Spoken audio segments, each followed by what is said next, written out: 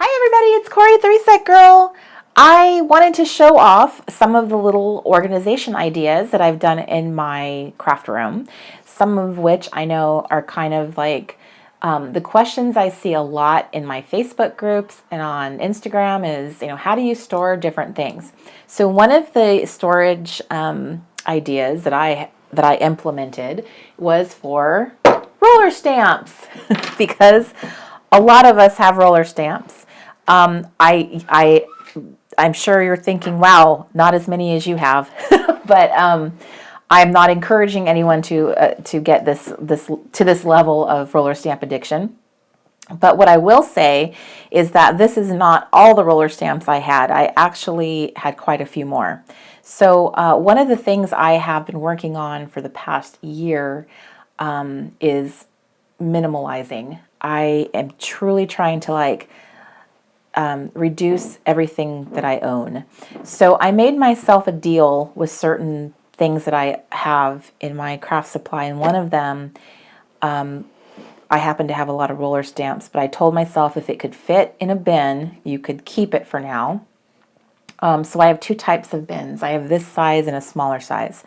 So as long as the roller stamps can be contained in this bin, I am allowed to have this many for this time. This is the deal I made myself.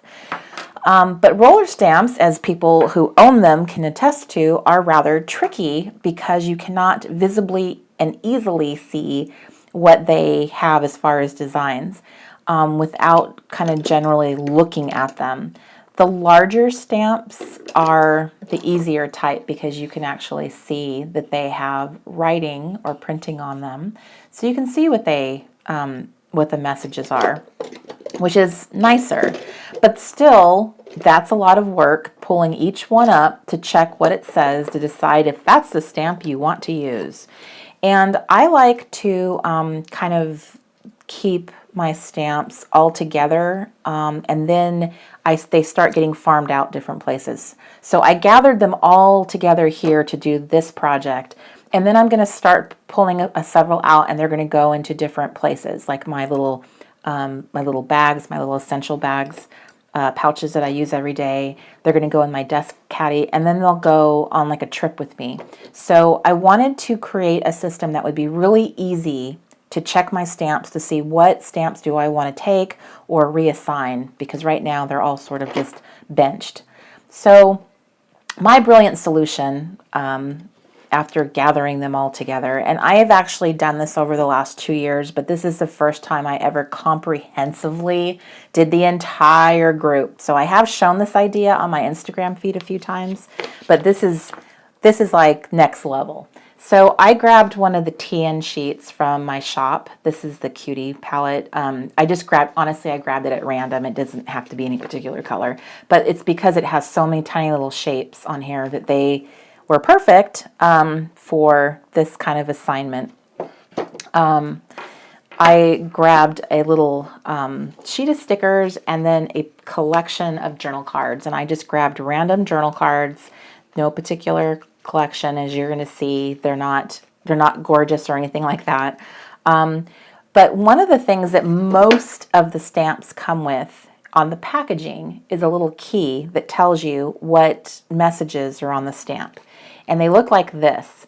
I actually trimmed out each one and then I pasted it to a journal card. So that was what I decided would be the easiest way to be able to kind of flip through here and find. I'm going to start at the beginning. So I have them attached. I punched them and I have them attached to a binder ring. So as you can see, this one's been labeled with the number 1 with a little sticker, which corresponds with this stamp. So number 1, number 1. So I can tell looking at this, these are the messages on this stamp. So instead of sitting there picking up each stamp to look through them, what I'm actually going to do is just grab this little bundle of keys and look through them and decide, is this the stamp I want to play with today? Is this the stamp I want to stick into my little essentials pouch or put in my desk caddy to have within reach? I really want to try to utilize all my stamps. I have favorites, I just do, and I want to kind of break away from that and use others. And if I'm not using that stamp, if I can tell, hey, not using that stamp, I'm just not going to keep, I'm just not going to keep it. There's no point. Like every other craft supply I have, if it's not being used, somebody else could use it. So I would just flip through here and decide, you know, these are the messages I want. I love having a date stamp and a message stamp in each of my little pouches. So in an effort to try to like start using these more, I went ahead and created more comprehensive organization. I have them all numbered. And as you can see, in the case where like I was missing a key, I just made my own by stamping. And I have to say that one of the benefits of actually stamping with your stamp is that you actually could see it in action. And I discovered that after I saw a few of them in action, I didn't even like the stamp that much.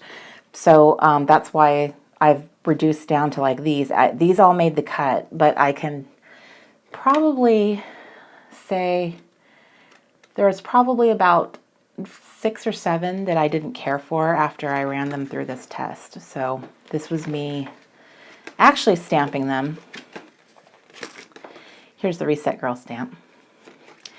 So I left this one in here, a couple of them in here, so you could see. If you didn't want to do this journal card, punch it, stamp it, write things out, this is the actual packaging that came with the stamp.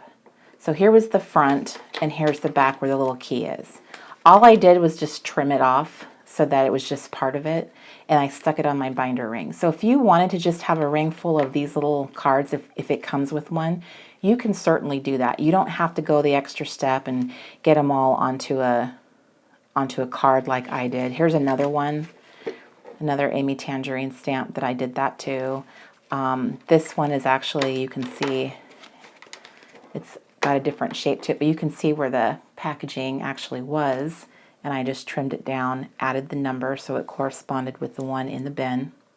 And that's it. So there is a simpler way to do it. I just kept continuing with what I had started, which is putting them on journal cards. And this just gave me the opportunity to stamp, because I came up with this brilliant idea way past the point at which I'd thrown a lot of the keys away. So I actually had to stamp them or cut those off. So here's all of the little messages that I have, multiple types of date stamps. Here's another one where I trimmed down the card. So you can see that it's totally possible just to have the packaging as your key. Here's the Carpe Diem stamp. And then in some cases, at one point, I had just written out what the stamps actually said. This was a travel theme. There's a journal theme. There's a DIY theme. If I had not done this, I would forget I even had this particular stamp. And once I saw it, I was like, wow, this is really cute. That's my Kate Spade. I can tell just looking at it. That one is a Project Life stamp that would be great for travel. This is another thing that this project is great for, is that you can actually start seeing themes, and you can like put the cards together. Like, here's all my travel stamps. Here's all my date stamps. I can tell looking at this that these are all my larger stamps that comes with like a message and a date, which are these guys right here, the larger ones. So it's really nice to be able to see them this way. I can run through them really quickly. I can see at a glance which ones I want to play with and have at my fingertips. So I consider this to be more of like a storage option, but the ones I actually am going to pull out and play with more often and become more disciplined about using. I have different little pouches, and I have a caddy here on my desk. So I'm going to show you how I'm going to, put the stamps in their places to be ready to go to work. So this little desk caddy has a little compartment here that I left open for the roller stamps. These are where all the clear stamps are here, and I have a bunch of little ink pads. So here's where the roller stamps are going. So I can tell looking at this was actually a stamp I really wanted. It's this, let's see, it's black. It's this one right here. I bought this one recently. So that one's definitely going in there. And this one right here, this Studio Calico one, I love this stamp. That one's going in there. So now it's just a matter of picking another, maybe a few other smaller stamps. And this will be my way of like using my craft stash, making a effort to do that. Now, another thing I discovered when I was doing this is I actually have duplicate stamps, and I didn't even realize I did until I literally had this to look at and was going through, and I was like, hey, there's like here, there are duplicates, like right here. And I didn't even realize I had that going on. So that's another really good way of kind of reviewing what you have. And more than likely what happened is I bought these stamps for some kits that I was making for the shop. And that is probably why I ended up with 2 of them. Oops, you know what? I just grabbed the wrong stamp to compare that to. They're not even the same ones. There we go. So these are the 2 identical ones. So what I'm going to do is I'm going to throw one of them in here, and I'm going to throw, because I actually really like this stamp, I'm going to throw this one into, this is for my Bible journaling essentials. I'm going to throw that one in there. So one's going there, one's going here. I love the Reset Girl stamp, and I'm going to put that one in my my little essentials pouch for my regular planning, like my everyday use. I'm going to throw that one in there.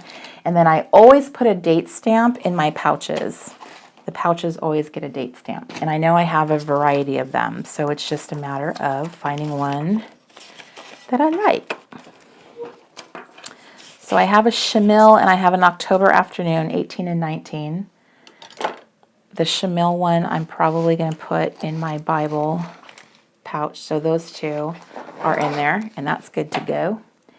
And then I said 19 is my October Afternoon, and that one's going to go into my daily planning. And that way I know I have a like a phrase stamp, and I have a date stamp for actual calendaring. Okay, so there we go. So they're both in my little pouches, all ready to go. I have this almost set up. There were some in here that I had not really used or remembered I had. This really great one. I want to say this one's name is Darcy. It's from 7 Paper. I remember when that came out, I really loved it. I'm going to stick that one in here. And then there's some new Amy Tangerine stamps that I want to use. Elliot, which is this one right here, it has an autumn theme. So it's autumnal. So I'm going to throw that one in there. And then I like my Carpe Diem stamp, and I haven't even really gotten to use it, so I'm going to toss that one. I'm going to put one more in there. It's getting kind of crowded. I kind of need one that's more of a, that has like a stamp. Oh, I do have one that has a stamp, a date stamp in it, but where's my other 23? Okay, so there we go. So those are going to be all the roller stamps I'm going to use in my projects intentionally this week. And they're going to sit right out on my desktop so they were within reach. The only other area in which I tend to kind of like keep roller stamps is in my travel bag. So when I go on a trip, I like to just have a pre-packed bag all set up to go. And in this one, I would normally keep in this pouch is the roller stamp. So what I know what was actually in here before I did this. So this one, number 40, is actually very travel themed. So it is a perfect travel stamp to take. So I'm going to throw that one in there. And I think the other one I want is number 16.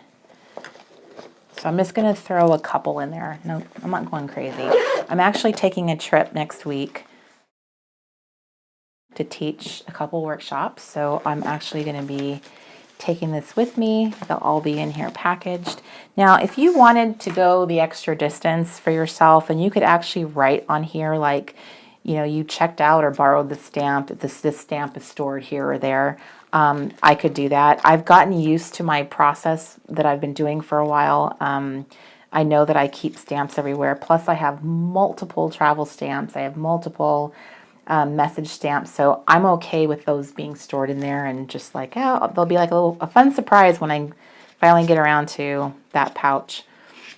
So the other step that I did is I just put some blank cards in here in case I ended up with a new stamp. I don't have much wiggle room anymore. I mean, the space is getting pretty tight, but at least I know I can. So I'm keeping an eye on, I know that I have, this one's number 47. That's way more stamps than I could possibly use, so I'm just going to have to start being disciplined. If I absolutely have to have a stamp, I have to get rid of one of these.